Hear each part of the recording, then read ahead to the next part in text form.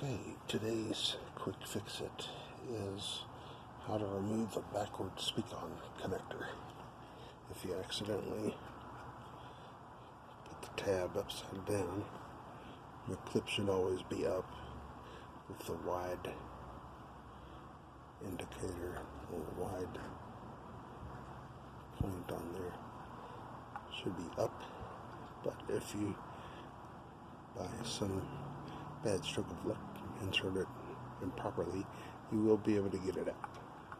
But I'm going to put this one in correctly and then just show you can use a shop wood chisel. You can use a